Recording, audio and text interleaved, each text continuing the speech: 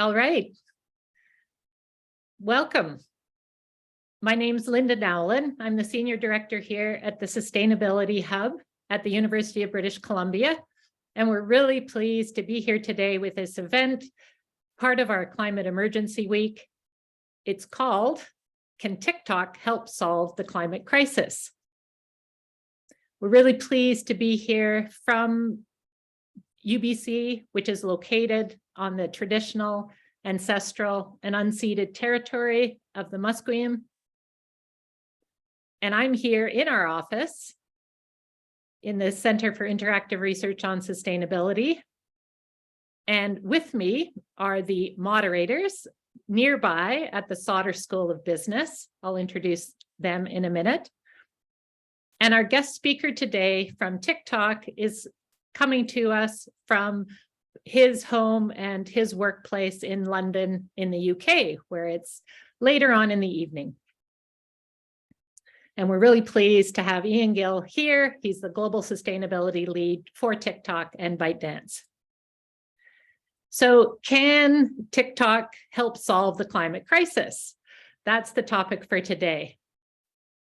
And with over 1 billion users each month of this rapidly growing social media platform, you might ask, what can TikTok do to help solve the crisis? And that's what Ian will address, both in terms of the platform itself, and he'll also talk about the corporate policy. The format of the event is an Ask Me Anything style event, so we really welcome your questions. I'm going to do the introductions of our moderators and of Ian, and then I'll turn it over to Ian for some introductory remarks. And then he will pass it to our co-moderators, Dr. Kate White and Jill Robinson, and they will moderate the questions. If you have questions, please put them into the Q&A function. So with that, I'm happy to introduce our moderators today. This is a partnered event between the Sustainability Hub and the Sauder School of Business at UBC. We're really pleased to have Jill Robinson co-moderate. She's a full-time MBA student and has worked on strategic investment funded projects as a project manager at the UBC Faculty of Medicine. And she has a history of campaign implementation work through experiential marketing with MEC, Mountain Equipment Co-op, one of Canada's largest outdoor equipment and clothing retailers. She recently co-led a community restaurant sustainability rating system, Ecometer, across Vancouver. And outside of school and work, she's an avid outdoor person and explorer of the Sea to Sky Mountains and a marathon runner, something she has in common with our guest from London. Dr. Katherine White, or Kate White, is a co-moderator. She is Senior Associate Dean, Equity, Diversity, Inclusion, and Sustainability, and a professor of Marketing and Behavioral Science at the Sauder School of Business. She's been the lead on various large-scale consumer behavior change projects with a wide variety of clients, such as the City of Calgary, Lululemon, Health Canada, BC Hydro, Big Rock Brewery, the United Way, the SPCA, and the Share, Repair, Reuse Initiative. Those are just some of the diverse projects she's worked on. Her industry collaborations focus on shifting people toward various types of positive, sustainable behavior change. And then our guest, we're so pleased to have you here, Ian, devoting some of your time to talk with us today. He's the Global Sustainability, Ian Gill is the Global Sustainability Lead for TikTok and ByteDance. He's responsible for defining and driving environmental sustainability actions across the business, both in terms of minimizing operational environmental impacts and maximizing TikTok's positive external influence in the sustainability space. Before joining TikTok, he was a sustainability consultant, developing and implementing sustainability strategies for a range of international companies, and he's a specialist in the intersection of big tech and climate, today's topic. And outside of work, He is also an avid outsider, a triathlete, a cold water swimmer, and is currently training for a big bicycle ride across Scotland, I hear. So over to you, Ian, with big thanks and looking forward to this exciting discussion today. Thank you very much, Linda, for the warm welcome, and hi everyone. It's great to be here, at least virtually. I'm afraid I couldn't manage to get across to BC to be with you in person. That would have been great. But anyway, we are where we are. I think the first thing to start and the first thing to talk about, I guess, is the elephant in the room, which is around the oxymoron of TikTok solving climate change or helping to solve climate change. I think a lot of people sometimes look at that and say, what are you talking about? How is that even possible? Why is that a conversation? And I guess I'm here to try and explain and talk about my thinking of how we can do it and how we are doing it and trying to work across this topic. Before we get into the Q&A, and I'm kind of really excited to hear lots of questions from everyone and take the conversation in whichever way people want to take it in. But I think for me, I really wanted to start by providing some context into what I do on a day-to-day basis, and then also, I guess, how I got here and how I ended up sitting in this chair talking to all of you about this topic. So the first thing to really say is, as Linda said, I'm based in the United Kingdom, based in London. And I am the global sustainability lead for TikTok and ByteDance. And I'm sure most of you have heard of TikTok. TikTok is a social media platform we're very lucky that we're experiencing some hyper growth across lots of markets and lots of regions. But I also work across a company called ByteDance. And ByteDance is a company that's about 12, 13 years old. It was founded in China by two young tech entrepreneurs, and has really changed from a small Chinese startup into a global mega tech company. And TikTok is just one of the major brands that sits under the ByteDance umbrella.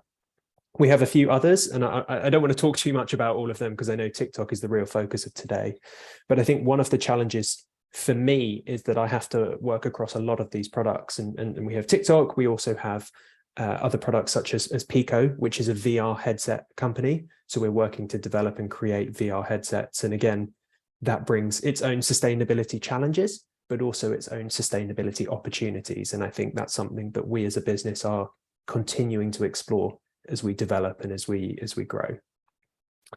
So ByteDance's mission is to inspire creativity and enrich life. And I think for me, they're two lovely phrases put together almost. And one is about inspiring creativity, and it's pretty self-explanatory. What do we do at TikTok? We're all about being a canvas for the world. We're about allowing people to create and to thrive on the app and in life. But enrich life for me is fundamentally about how can we make life better for people and how can we make life better for the world. And I think sustainability fits into that bucket neatly. And I think there is such an inherent part of our sustainability work that we're doing sitting right within our mission and is being driven by our mission. And we're very lucky, and I'm very lucky. My job is made 10 times easier by the fact that we have senior leadership who are bought into this, and senior leadership who are wanting to help this cause move forward, partly because it's sitting there right in our mission, and partly because these people truly care about what we do. So sorry, I know it's a long introduction and kind of talking about ByteDance, but I think what I really want to do now is talk specifically about my role. And I think there are two big things I do, and I like to say I wear two hats when I'm at work. So the first hat is all around footprint. It's all around our carbon footprint, our environmental footprint, our environmental impact we have as a business. And this isn't a unique challenge for us as ByteDance or us as TikTok. This is a challenge that every business faces. We hear the news, we see the impacts of the climate catastrophes and the extreme weather events that we're all experiencing. But for us, it's really about how can we work within that? How can we start to strive towards making our operations better? So just as an example, our key focus at the moment is internal or operational decarbonisation. So looking at how we as a business are starting to decarbonize. it won't come as a surprise to most people here on the call and to all of our external stakeholders that our data centers are our biggest emission source. So we have a huge amount of compute power that we use every day for all of our users. All of that emissions, or all of that energy is used to power all of that compute power, those energy use results in emissions. And I think for us, that's the big challenge that we need to be focusing on. So hat number one is about operational decarbonization and how can we make the world, or how can we make our business a better business for the world? Again, as I said, not unique to us. The second hat is where I think it gets a little more exciting and is a little more unique for us. And if we call the first piece operational footprint or decarbonization of our climate footprint, the second piece I like to think of as our brain print. It's more of our influence. It's how we as a business can leverage our superpowers. And I know that word has some negative connotations sometimes, but I think for us, it's really about our size and our influence that we have. And with 1 billion daily active users on our platforms, we have a huge responsibility. We have a unique window into people's lives, and we can therefore start to work with people to make sure that they are living more sustainable lives. So a lot of what we do within the brain print piece is really about driving or creating campaigns that are creating more sustainable lives for people. And I think it's something that we as a business are only scratching the surface of what we potentially can do. There's a huge amount, or there's a huge possibility for us to keep looking into this area and to keep driving things forward. And I think at this point, there's one video that I would love to share. And this is a campaign that we did recently in the lead up to COP28, so the COP27. I've already jumped a year ahead. COP27, the climate change conference that was held in Egypt in November last year at the end of 2022. And we created this video, which was all about creating small, everyday changes to live a more sustainable life. And I think from this video, it received somewhere in the region of about 450 million views, which I think to me is always staggering when I realize the scale and the influence that we have, but also the number of eyeballs that we can reach. So I'll pause here, and if we can show the video, just to give an idea of some of the brain print content I'm talking about. عايز تبتدي ترند بس المرة دي يعيش ويكمل. Grow your own vegetables. No dejes la llave de agua abierta.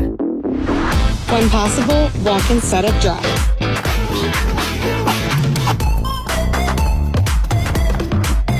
Replace plastic bags with better alternatives. استخدم إضاءة LED على قد ما تقدر. Your actions set the trend. Together, let's make sustainable actions the trend that lives. Join #ClimateAction. Thank you. And I think for me, what's really lovely about that video is it shows the true global nature of us as a business, and it shows the true global nature of that campaign. And as COP was in Egypt, in the MENA region, for us, it was really important to make sure that actually that was driven by the MENA comms team and the local comms teams to make sure it was really reflective of the region and also reflective of the demands and the requirements of the people. So, sorry, that's a lot of what I do on a day-to-day basis and what I get up to. And I'm sure that we can dive into that more with some of the Q&A. But I guess just very quickly to give a bit of an overview of how I got here, I think, because it helps to kind of paint the picture of who I am and what I've done. So I did an environmental science degree at university. And from there, I immediately kind of knew I wanted to continue working in the corporate sustainability space. So for me, it was very clear that I always wanted to work in the intersection of sustainability and companies, because I think for me, again, there's a huge role that businesses have to play. We're not doing enough. And I think I can speak for most businesses to say we're not doing enough in this space. There needs to be more done. And for me, coming in with an environmental science background provided a huge amount of understanding of some of the issues, but also it meant that I could start to work with some of the teams internally and bring that knowledge and that thinking. So my first job, and actually I spent the best part of 10 years there, but my first job really was around becoming a sustainability consultant. And for me, that was the best experience I could have had, and the biggest eye-opening experience into this world, because it meant I could work with a huge number of businesses across lots of different sectors. And I ended up working with some really interesting businesses, but I found myself quite quickly specializing into tech and sustainability and the intersection between the two. And big tech and sustainability are two, again, that don't seem like they go hand in hand, and yet at the same time they are some of the biggest leaders in sustainability. If you look at Microsoft, what they're doing on their carbon pledges, or Amazon on what they're doing with the climate pledge, and actually how they're bringing other businesses into the fold. I think for me, I was really excited about getting engaged in that intersection because of the nuances, but also because of the challenges. And I joined TikTok in April 2022. So it's been about 10 months or so in the job. And the last thing I'll say, and then I promise I will shut up and let people start asking questions, but I just want to say the kind of the reasons why I joined TikTok. And I think for a lot of people I talk to within this space, they struggle to understand some of the reasons. And again, going back to the point of, it feels like an oxymoron between talking about sustainability and talking about TikTok. And again, the tech and climate intersection is so exciting. It's so quickly evolving. And for example, I talked about data centers earlier, but data centers are responsible for 2 to 3% of global carbon emissions. That's equivalent to the aviation sector. And yet we have a very clear solution for how to decarbonize the data centers around the world. We just need to be working to implement this. For aviation, it's much trickier. Yes, there are solutions, but they aren't necessarily the same scale solutions and the same simplicity to be implementing. So for me, really, working in that tech and climate intersection was A, crucial for the world, but also B, for me, I just found it absolutely fascinating. So that was number one. Number two was, and I mentioned this before with the billion daily active users, but I was excited to join a business that has so much external influence. There is a huge responsibility on a business like TikTok to be using that influence for good, for social positive change in some form, or environmental change in some form. I see that as a huge opportunity, and I feel incredibly lucky that every day we get to do things that get to be seen by billions of people on this positive environmental campaign, on this positive environmental causes, in our partnerships with our clients or our partners. And I think for me, that was a huge, exciting opportunity. And then the final one is around how nascent the business is. So ByteDance is 10, 12 years old. TikTok is 2, 3, 4 years old, maybe, around 4 years old. So I think getting to come into a business of this size and this scale at such an early point and at such an early opportunity was I feel very lucky and very fortunate. And there's a huge amount of work we need to do, but so far we've started on the right path, and we're moving forward. I will stop there. Sorry, I could talk all day at all of you, but I'll stop there and I'll let Kate and Jill start asking any questions if there are any. Awesome. Thanks, Ian. That was a good teaser. I'm going to kick it off. I'm just going to explore a little bit more. You were talking about one of the hats that you wear. One of the things you think about is your operational footprint. I would love to hear a little bit more about how you're dealing with that. You kind of alluded that there's a solution to this. I'd love to hear a little bit about that. And then also a little bit about how you deal with some of the criticism that you've encountered in this space. So last summer, there was a little bit of negative media, maybe stemming from Greenpeace around maybe ByteDance isn't walking the walk as much as they should. So two questions: what are you doing, and then how do you respond to that kind of criticism? Yeah, it's a question I get asked a lot, and particularly the first question. That's my day-to-day job, pretty much, is working out the answers to this one, and I'm still working on it, I have to be honest. But how are we as a business decarbonizing? And I think it's a really important question, and it's something that we're, as I say, continuing to work on. The first thing that we did, the first thing that most businesses should do, is understand what your footprint is. You can't manage what you don't measure is a common expression across the sustainability world. And making sure that we had full transparency or full visibility of where our emissions sat was the number one priority when the CSR team was created. So that was number one, step number one. It was making sure that we knew exactly where our emissions were coming from, and both from a geographical point of view, because I think that's really important for us, is that we are a truly international business. So understanding geographically where they're coming from, but also then with which functions they are within the business. Again, no surprise to us that data centers were by far the most carbon intensive part of our business. So I'll focus on there to start with. And I think that they make up over 50% of our carbon footprint. The great thing about data centers is that they're easy to decarbonize in the sense that you can transition to renewable electricity relatively simply.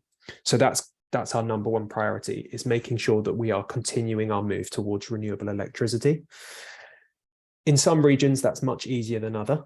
So just picking regions at random, but if you have countries where the renewable energy supply is very low, so countries like Singapore have incredibly low renewable energy supplies. They have a very limited amount of land where they can't build solar farms, they can't build wind turbines on them, and therefore they're either reliant on importing electricity from neighboring countries or from using gas to power. So countries like that, we're having a lot more challenges, whereas some other countries which already run on 100% renewable electricity, or I mean, taking BC as an example, as an individual place, but there's a huge percentage of renewable electricity. There, it's much easier that we can just start tapping into the local electricity grids moving forward. So number one priority is renewable electricity.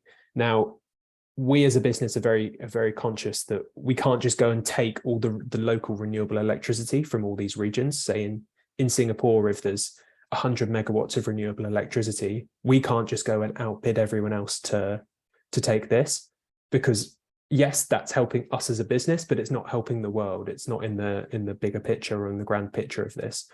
So our focus then is going to move on to the concept of additionality with renewable electricity. So making sure that we are effectively creating new renewable energy sources that can be on the market. This is a long-term plan, because it takes years and years to go and identify sites, build wind farms or build solar farms and that sort of thing. But it's areas that we're continuing to explore and move forward. So that's number one, is about shifting to renewable electricity. But number two, and this should have been number one in the way that I was saying it, and is the priority of what we're doing, but is making sure that we're maximizing efficiency. We need to be maximizing our energy efficiency in everything we do. And again, this is where I'm super lucky to work in a tech business with some super smart engineers, but they are innovating and designing new systems and new ways of operating our data centers to make sure that we're maximizing the energy efficiency of them. They're looking at things like how we are recycling heat or kind of optimizing our cooling mechanisms to make sure that we are optimizing our energy efficiency, and therefore we can then purchase slightly less renewable energy. So data centers is number one. Number two is around our workplaces and our offices. And again, we have a huge number of offices around the world in most countries. Very similar to number one, we need to be making sure we're maximizing efficiency and then purchasing renewable energy. Again, the concept of additionality. And then the next area really for us is around our supply chain and our procurement. And again, this is a much longer term project and a much longer term plan, but we need to be decarbonizing our supply chain. And for us, that's about supporting and helping our suppliers to decarbonize.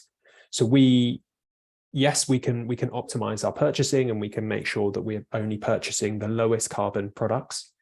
But actually for us, it's also better to make sure that our suppliers are decarbonizing. So working with them to make sure that there's a pathway for entire value chain decarbonization, and not just bite dance as almost this island that's decarbonized and left everyone else. We want to really bring everyone else on the journey with us.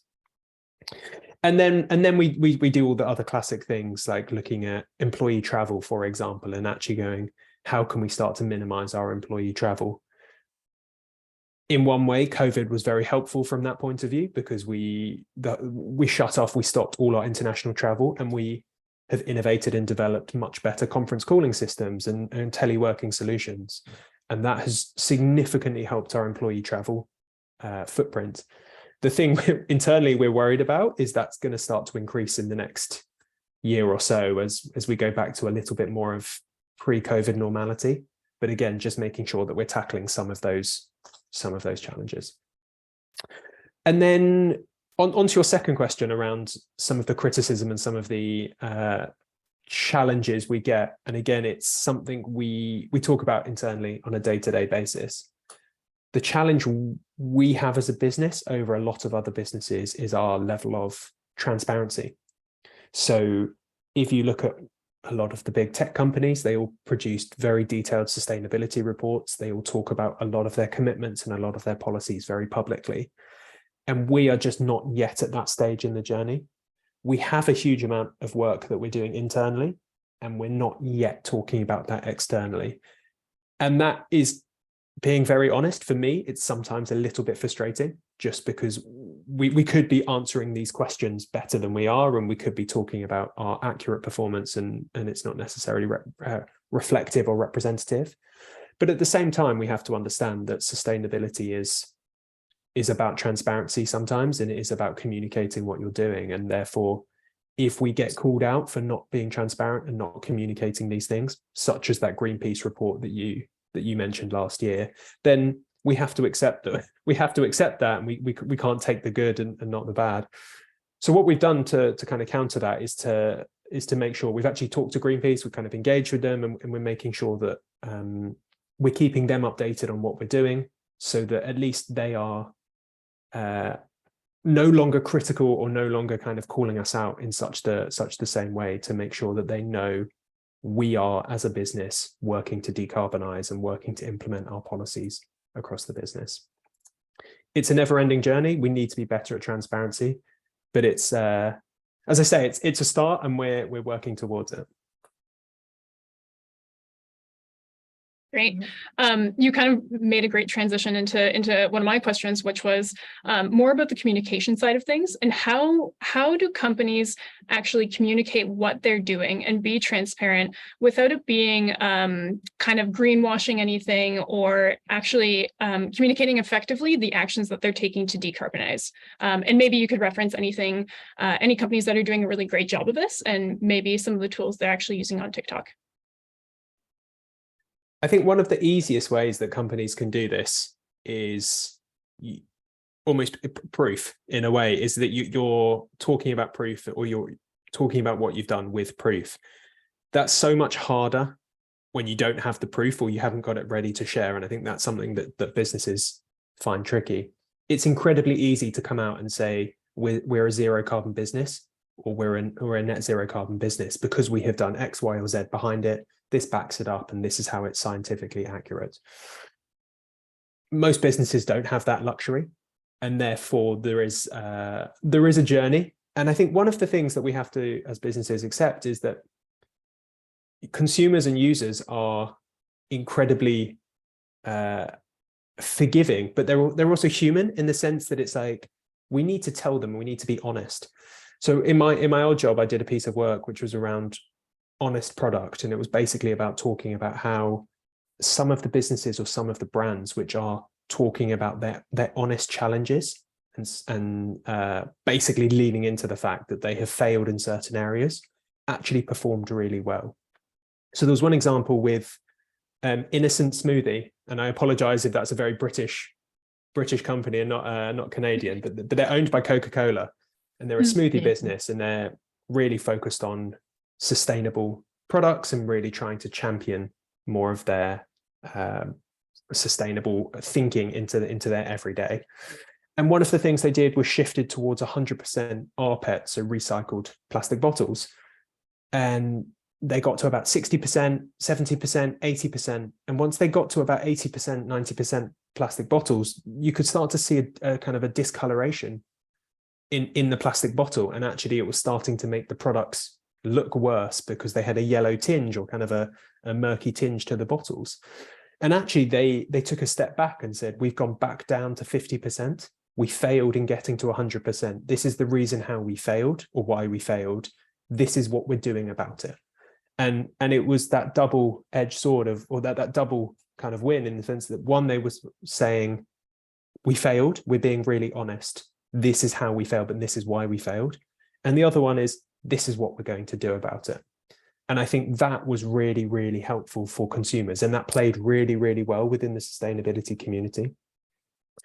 So that's one. And I think the other thing that we see all the time on TikTok particularly, and we tell our clients when they're talking about sustainability on TikTok, is that you have to just be authentic. You have to be as authentic as you possibly can, because frankly, users will call you out for any of the BS that you start to put on there. And it's great. It's something we're seeing more and more, that our users are potentially more cynical than they've ever been, which means that they're calling businesses out for a lot of what they're saying a lot more. And it's something that's really, really powerful and really, really good from a tool like TikTok. Again, all the other social media platforms, we're seeing the same across all of them as well. So hopefully that answers your question. But I think the big two for me is one, really being authentic in everything that they do and everything that they talk about. And then the other is which I know you could argue TikTok maybe aren't walking, but being honest and being transparent, I think is the other way. Yeah. Great, thanks. Awesome. There's a couple of questions around disinformation. So sometimes within social media platforms, there's been some media attention around disinformation. There was a UBC study around disinformation, particularly around health information. So what do you think about what do you think, is anything going on in TikTok in terms of different disinformation around sustainability and climate? And how do you view your responsibility? Is there anything that TikTok is doing to combat this or to work against this? Yeah, this is a great question. And again, a topic that we talk about a lot.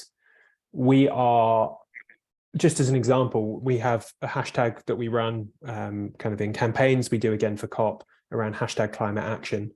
And we've seen about 2.1 billion views of video views of that hashtag across the last year or so.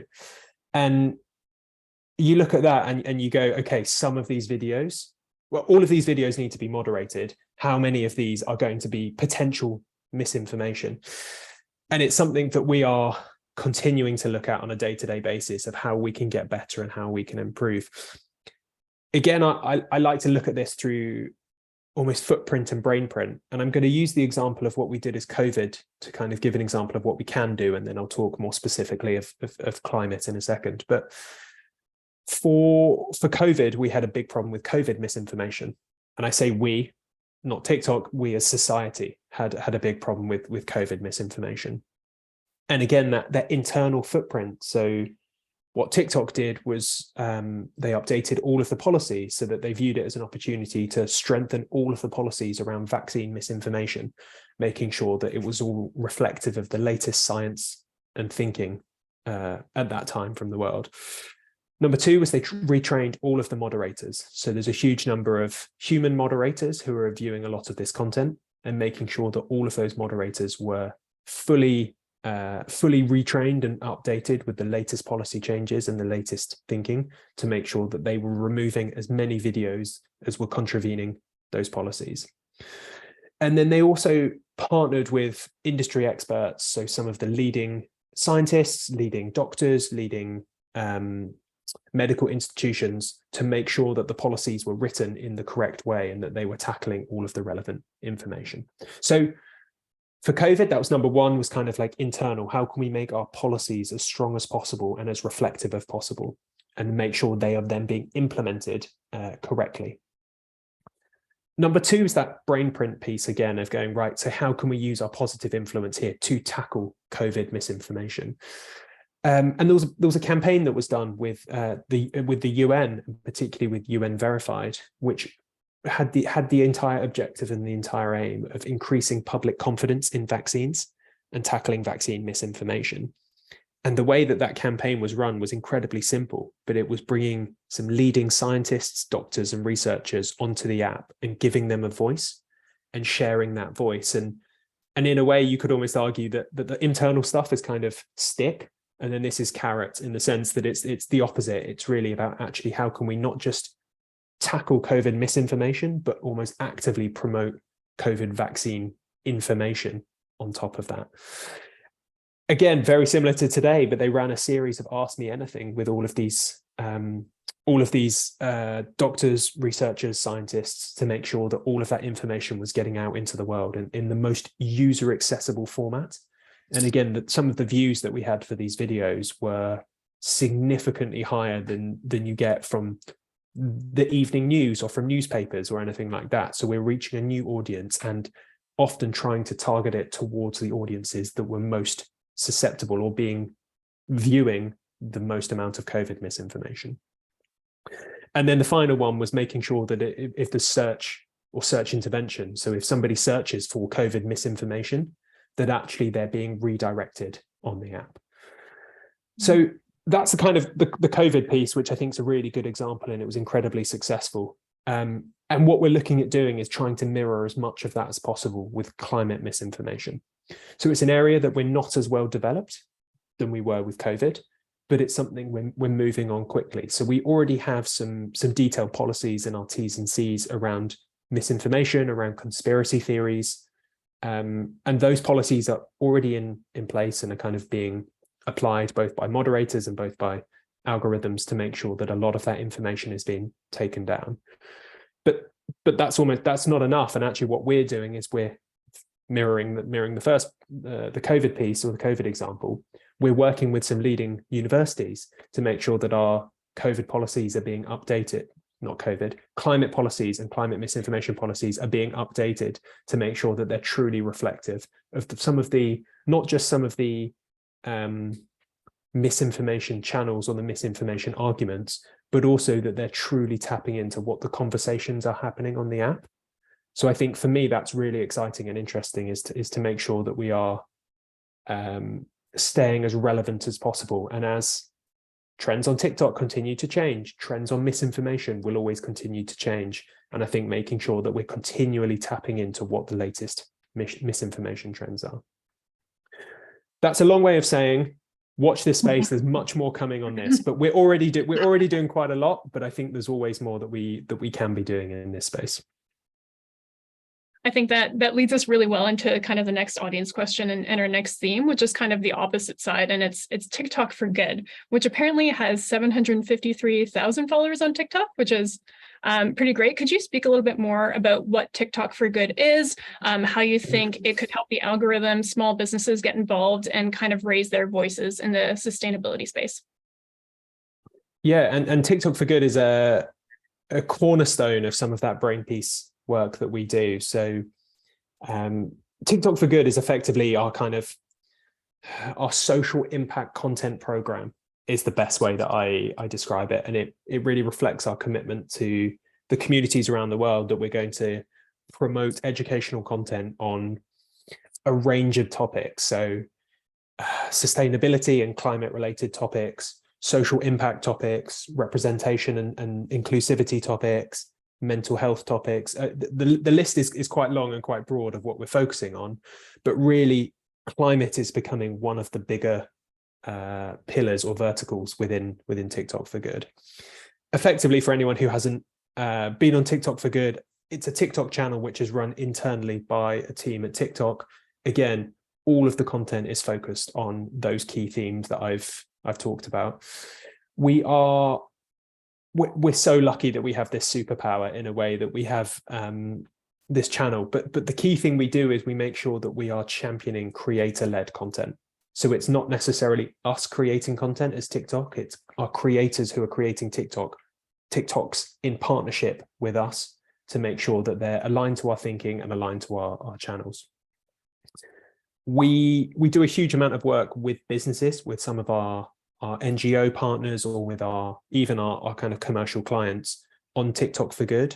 So we almost connect them with creators, and they'll create campaigns, they'll create projects, pieces of work to put onto the TikTok for Good channel to promote social causes or to promote specific elements or specific sustainability causes or champion them. One thing just to say is our TikTok for Good policy and partnerships, we have very strict criteria of who can get involved in this. So it's to try and prevent as much greenwashing as possible. We have very strict ESG and kind of sustainability criteria for some of our partners. You could argue that maybe TikTok might fail some of those because of our lack of transparency, but I think we're very open to our potential partners that this is a channel for businesses who are doing good in the world, who are really here to champion what they're doing and kind of elevate things, and not necessarily to be used as a greenwashing channel. It's a great tool. Please check it out if you haven't. If you're on TikTok and you haven't used it, please check it out, because there's some really great content on there. And as you say, 57,000 followers, I think is amazing for a almost what I would call a kind of sustainability or kind of social impact niche. So it's really starting to break out of that and break that echo chamber to get to wider audiences. Awesome. I'm seeing some questions on sort of two sides of a coin around how might TikTok be influencing consumption patterns? So I'm seeing a couple questions around, well, maybe TikTok's encouraging cost-intensive, carbon-intensive lifestyles, more luxurious lifestyles. I'm also seeing some questions around, there's been a little bit of a trend towards de-influencing. We've seen some news articles on this idea of de-influencing. So could you talk a little bit maybe about those two sides, sort of maybe in the sort of darker side of maybe encouraging these sort of carbon intensive lifestyles, but also is there sort of a positive side as well? I think with lots of these things, there's a positive and a negative when it comes to TikTok. But yes, one of our big focuses as a business is actually starting to scale some of our e-commerce channels. And one of the biggest trends on TikTok last year was TikTok made me buy it. And I think for me as a sustainability professional, it sometimes, again, leads back into that oxymoron of actually going, right, we are funneling or we are pushing increased consumption in some areas. How can we start to tackle that? And a huge sustainability challenge and a huge sustainability issue for us as a business. But again, it's something of tapping into the kind of cultural zeitgeist of what people are talking about. And I think de-influencing is starting to be seen as a potential antidote to that almost. And I think as our users tend to be incredibly sustainability literate. And what's good is that we're starting to see that called out. Although the trend TikTok made me buy it was very successful, we are now starting to see a backlash or see a response via the increase in de-influencing, or the increase in people championing, for example, rental companies or rental clothing options, kind of making sure that there is a secondhand market available via some of these avenues and some of these channels. So it's one that I have to be honest, it pains me sometimes when I'm scrolling TikTok and I see TikTok made me buy it, and looking at, yes, we are, as a cultural tool, we are again providing advertising or providing marketing for these companies, which is encouraging sales and is encouraging material goods for these people.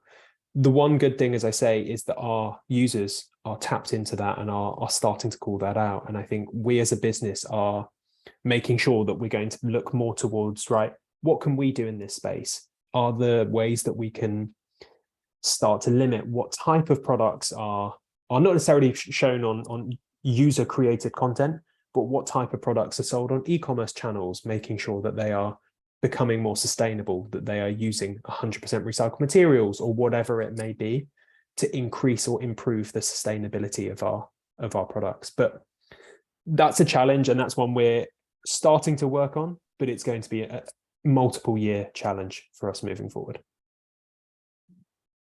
Yeah, I think it's quite fascinating, because you could argue that the business model of TikTok is to consume, and maybe it's not material goods of what did I buy on TikTok, but it's really kind of the content consumption, and that's really what one of the key performance indicators for TikTok probably is the amount of engagement. So Just curious, because we're talking about all these really innovative plans to kind of decarbonize, reduce scope 3 emissions and use renewable electricity. Where does this kind of conflict fit in your mind? And where do you think sustainability fits in to how we consume content on TikTok? Do you think TikTok could be used for good as opposed to the constant consumption? Yeah, and I feel like I've said this a lot. It's a challenge we're working on, but we don't yet have all the answers.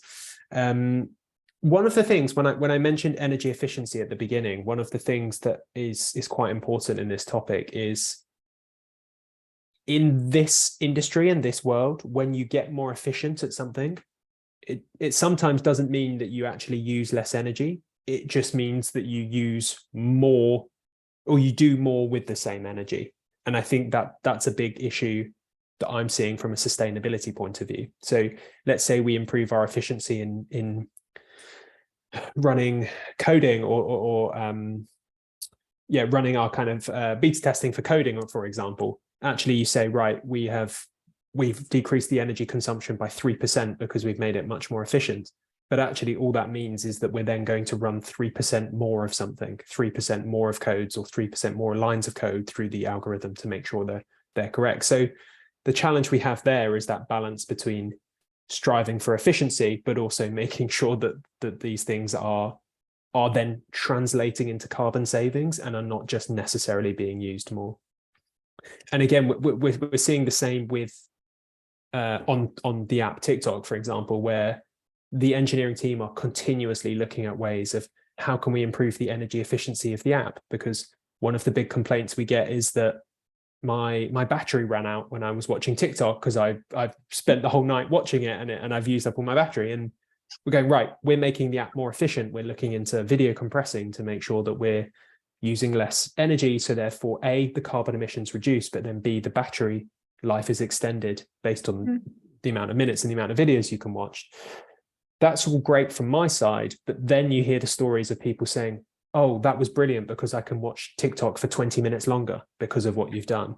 So that doesn't necessarily always translate into carbon savings. It sometimes translates into user experience. And that's that balance that I think with sustainability, we always have to be careful of, is that for us, sustainability is front and center in the mind of everything I do. But for the business, user experience and user quality is one of the biggest focuses, along with kind of privacy and security. And therefore, we have conflicting priorities that we have to continue to work and manage. Again, it's something that is an ongoing dispute between me and the engineering teams of actually saying, right, how can we continue to do this? But the key thing for me is that we have the same aim. The same aim is to make the app more efficient and to make the products more efficient. We're viewing it from very different angles. Mine from how can we reduce the emissions, and theirs from how can we make our product better and stronger. But I think that's what we have to do is find the common ground. Sorry, I don't know if that answers the question, but it's kind of I still think quite an important and an interesting point for me. And one of the challenges I find working in sustainability in a company like this is that me and my team are responsible for almost 0% of the footprint. Yes, we take flights, and yes, we stay in hotels or whatever, but I'm responsible for almost no carbon footprint at all. And yet it's my job to manage that. So one of the big things we have to do is be the facilitators and the conveners. We have to be talking to the relevant data center teams and to the procurement teams and the engineering teams to make sure that everybody is singing from the same hymn sheet. Can be more tricky, particularly with some of the geographical challenges and the time zone challenges, but also from a priority standpoint, we need to make sure that always we're thinking about how can we tie in our priorities with these teams' priorities as well. I really appreciate the inside look into the the trade-offs. I want to take a little bit of a bigger, sort of a broader viewpoint. You mentioned COP27 a couple times. I think some of our listeners would love to hear a little bit about that experience, and maybe if did you notice any trends, or what's going to be up and coming, or anything that surprised you that came out of COP27 that you'd be willing to share? Yeah, I think there's a couple of things, and just as a quick kind of overview. So we had a few different priorities when it came to COP27. So one was around being there at COP on the ground, meeting all the relevant stakeholders. So we had kind of a delegation that went to do all of that. And I think that was incredibly fascinating and interesting to be involved in those conversations, to get access to some of those rooms, to hear what some of our partners are doing and also some of what our competitors are doing, but also listen to how important this is for so many people across the world. So I think that was one really exciting and interesting part, but I don't want to bore everyone with kind of all the meetings and all the things and all the talking we did. But I think the other half, which was around what we did on the app, was quite exciting. So we ran a campaign called hashtag climate action, which I mentioned earlier. And that was the video we saw, was the hero video we launched for that. And that received 450 million views or so, really galvanizing and bringing people together. We launched with the hashtag that we launched, I think we hit, I'm just trying to find the number, it's about 1.6 billion views we got across the 2 weeks for our videos. Again, well, not for our videos, for the content that was created by our users. So we had about 1.6 billion video views since the launch of that hashtag. And for me, that's super exciting because it shows we're tracking up in terms of the engagement. We're seeing more and more engagement in this topic. We're seeing a huge amount of new organic growth in this topic, which is really exciting. And I think the big thing we did was we also managed to open up the conference to a new demographic. So when we were out there in Egypt, we took a couple of creators with us and we did a live stream. And I think what was great from all the work we did with the hashtag and the hero video is that it meant people got to see kind of what our thinking was in this space, that brain print piece I was talking about, and really making sure that they are living more sustainable lives. But the thing that we got really excited about was this live that we did. So we did a TikTok live where we streamed directly from the green zone. We had 2 creators and we actually did the live in multi-languages. So we did it in dual language, in English and in Arabic. And for me, that was amazing. One, because we got to bring, as I say, a new audience into COP, into this incredibly exclusive environment where it's very hard to get passes and tickets. And we brought 100,000 people with us into it. And if you think 100,000 people coming through, watching that, where COP itself has 30,000 attendees or 40,000 attendees. So 2.5 times the number of people who attended COP or watching our live stream were getting an idea and an insight into what it was like to be there. And the other thing for me that was fascinating was just that we, as I say, new conversations were happening, but we also got to see new audiences and we got to see new people talking about this topic. So it was fascinating. It was brilliant. We're really excited about COP28. We've already started planning, which I know is already 10 months away. But what we want to do is tap into some of the themes we saw coming out of COP27. And that was really about action, about being a solutionist, about making sure that this is the decade of, or the kind of the year of implementation and action, because the talking's all been done. And now it's about what can we do to achieve those goals that we've set. Great. Maybe we have time for probably 1 or 2 more, I think. But I guess maybe to round this out, it would be great to know for if there's any students in the audience, kind of what are those really exciting new ways to get involved in the intersection that you live in, which is the intersection of sustainability, technology, and kind of this emerging social media space. Do you have any tips, tricks, anything for people who are quite passionate about this stuff? I think I was going to say the biggest thing I could say is make sure you're passionate about this and make sure you can evidence that, because companies love to see passionate people and love to kind of have passionate people in this space. I spend a huge amount of my time and a huge amount of my day basically selling this internally. A lot of people don't think we should be doing this, and my role is to effectively convince them that we need to be putting in the money, putting in the time, putting in the resource. So I think number one I'd say is about being passionate and kind of being able to emphasize and showcase that. Number two is about I guess just having those conversations and having those chats. As I say, this is such a kind of people-centric business and a people-centric topic. We are the facilitators of this. We are the conveners. And I think making sure that you can have those conversations with people and start those journeys as early as possible, I think is key. And then I think number 3 is really just understanding the subject and making sure that you understand the sustainability and tech nexus. And I have to be honest, it's not that complicated. There are a few big issues that we need to be tackling. Make sure that you're well versed in those, make sure that you understand those. Then it means that you can talk with kind of credibility and authority about these topics. And then number 4, I think, is really just about identifying the right opportunity and the right piece. And for me, that's why I worked at a consultancy for so long, was because I really wanted to find what my niche was and what my area of interest was. And I have to say, there were some dull moments where I was working with shampoo brands or with perfume brands or something. And then actually, I suddenly started working with some of the big tech companies, and I spent a lot of time working with the likes of Google, Netflix, Microsoft, and so on. And that's where I just got excited and interested. So for me, working at a consultancy was a brilliant way to get an insight into 100 different industries without ever having to commit to any of those industries, and then learning out what I wanted to do and took it from there. Awesome.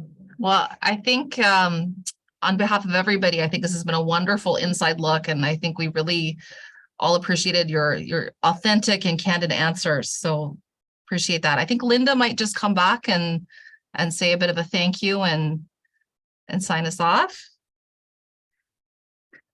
Yes, indeed, I will. And thank you so much. Thanks to our great moderators. Thank you, Dr. Kate White and Jill Robinson from the Sauder School of Business. We know that you're doing a lot more on climate change as part of business education, which is wonderful to see, with a new climate stream in your MBA, I think, under development or even out in the world, and other exciting new events. Underway. Okay, underway. Yeah. I hope I didn't give away any secrets there. But a huge thank you to both of you. Jill just came from an exam, so thanks for making the time to do this. It's been a great to hear your business perspective and to hear from the audience. But most of all, I'd like to thank Ian Gill for his time. It's nighttime over there. He's got a busy job and had a busy day. And I think you really helped answer the question about how TikTok can help solve the climate crisis.